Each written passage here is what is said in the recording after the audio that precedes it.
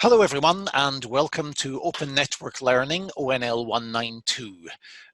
It's great to see you here. We hope to get to know you better in the next few weeks, and we hope this is going to be a learning adventure that will benefit you and your teaching in the future. This is actually the 10th time we have run this course, so it feels a little bit special to welcome you this time. This introduction video gives you an overview of the course, a very quick introduction, but will be helping you along the way in the future. But first, a little bit about who we are. We are the people who organize this course, basically, though we have a lot of friends, but in this case, we are the sort of course team, the core team. My name's Alistair Creelman. I work at Linnaeus University in the southeast of Sweden as an e-learning specialist, and with me, my colleagues. Hello everyone, I'm Lars Udin. I work as an educational developer at a couple of universities in Sweden at some educational development centers. It's Karolinska Institute at Linköping University and Mälardalen University. Looking forward to see you all. And I'm Lotta Obransson. I work as an educational developer at Lund University in the very south of Sweden. Nice to be here. Hi everyone, I'm Maria Kvarnström. I work as an educational developer at Karolinska Institutet. And my name is Jörg Pareges and I'm the head of the Center for Teaching and Learning at Karlstad University in the middle of Sweden. So let's have a look and see what the course looks like. And basically the course runs from 16th September to the 6th of December. And we hope the pace will be very active for you and very stimulating, but we think there is time there for you to reflect as well. More about that in a moment. Everything about the course is on the course webpage, opennetworklearning.se. Keep going there. Check it out every so often. When you go there, you'll see information about the course, the background, the pedagogical ideas, about tools. You can also go in and see all the other courses we've run because they're all archived. So you can actually see unit for unit, week for week, how the other courses were.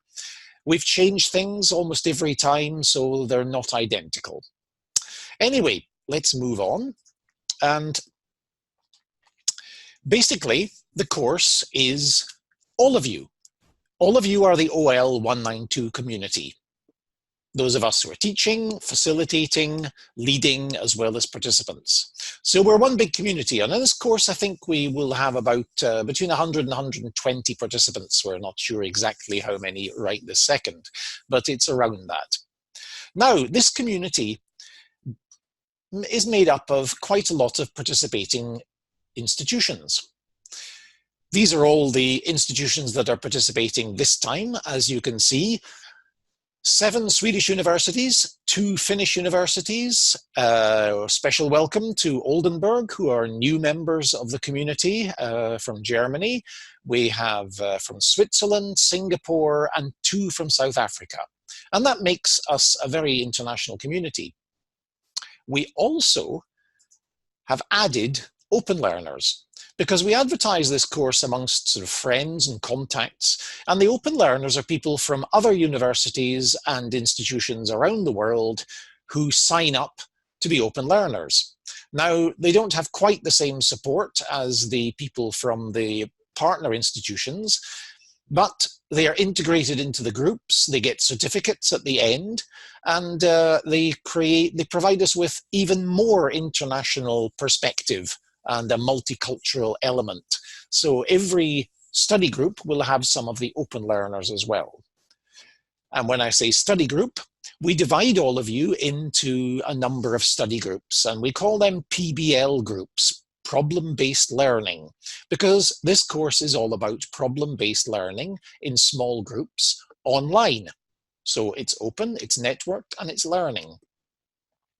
So you study open network learning by living in it and doing it. So you'll be assigned in week 2 to one of these study groups, and they are rainbow colored because each study group, each PBL group, consists of participants from different universities, so you are very unlikely to be in a same group as somebody from your own university. Now, each group, they don't study alone, they have help, and these symbols symbolize the facilitators and co-facilitators. So each group has a facilitator who comes from one of their partner universities and is experienced in the course, and they facilitate the group. They're not traditional teachers as such. They're not going to lecture you or tell you what to do. They're going to help you and guide you through the process, because problem-based learning is about you learning to collaborate online with your colleagues. The facilitator will help you in this and will slowly, as the course goes on, take more of an observer role, though they will be very active at first. To help them, they have co-facilitators. These are previous participants on the course who enjoyed themselves so much that they actually come back and want to contribute in the future. So they know what it feels like to be on your side. So you can see them as friends to give you advice. So that's the way we work, in small groups with facilitators and co-facilitators, but as part of a large community. This is what the schedule looks like. You can see that this first week is called Getting Started, and that is what we do. We simply get started. There are no scheduled webinars, there's no activities. The whole point of this week is getting started, getting to know the course site, getting to know the tools, setting up your learning blog, and so on. Once you've got started, we will then put you into your groups, and week 2, connecting, you'll start meeting your PBL groups, getting to know each other, and you'll have some simple tasks to do. Then, after that, you're ready for the 5 topics, and they come in 2-week periods. So we have online participation and digital literacies as topic 1. Topic 2 is about open learning. Then we take a little break, and that's new for this course, a reflection week, a week to catch up, to reflect, and make sure everybody knows what they're doing and is comfortable with the course. Then back we go to the topics, learning in communities for 2 weeks, design for online and blended learning, and finally, the final week where we put it all together, lessons learnt and looking at future practice.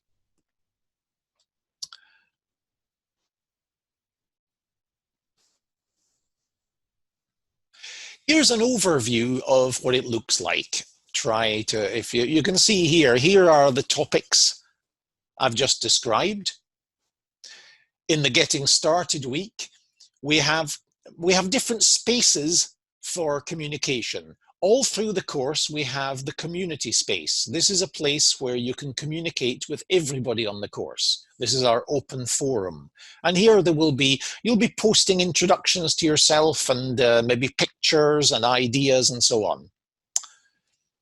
That will start in the first week. Also in the first week, you'll set up your learning blogs. And these are where you reflect on your own learning, and you'll be expected to do 5 blog posts during the course. Those of you who belong to a partner institution, you'll have physical campus meetings in the first week, and we also have a drop-in help desk. So there will be a web meeting room in Zoom where you can go and ask questions, anything you like during the week. Week 2, connecting, we'll have a webinar at the beginning of week 2. Very important that you note the time and join us for that, because that's really when the course really gets going. The PBL groups will start working from week 2. And then topic 1, you have the 3 learning spaces, the blogs for yourself, the PBL groups, and the big community space. Each week, each topic will be having a webinar, which will give you a chance to discuss and some input. We'll also be having regular tweet chats, and these are very exciting chat sessions in Twitter. And if you haven't tried a tweet chat, I'd recommend you having a go, or at least looking at it. It's fast, furious, and fun. And we continue with that through to the end of the course, the final webinar. This is what it will look like during a 2-week topic. So let's say like topic 1. The first day of a new topic, you will get on the web, you'll be able to look at the topic introduction with lots of tips on activities and what you have to read and look at. Background reading, there'll be videos to watch, so you have to look at that. There's also a scenario. That scenario is a problem that you're going to work with for 2 weeks, and you'll be working with it by investigating and sharing and discussing and finally producing a digital learning object summarizing your findings. To help you, there will be regular PBL group online meetings. These will be scheduled as the group decides. So it's up to the group to decide when you meet. We strongly advise you to meet twice a week. When you meet in your group is completely up to you. So that's something to decide very early on. We'll also add a webinar in the first week and a tweet chat in the second week. These are not compulsory, they are recorded, but they are more valuable if you take part live. During that time, you'll be using the community space to discuss with the whole community, the PBL group space to discuss within your groups and collaborate in documents, and you'll have your own individual studies and work.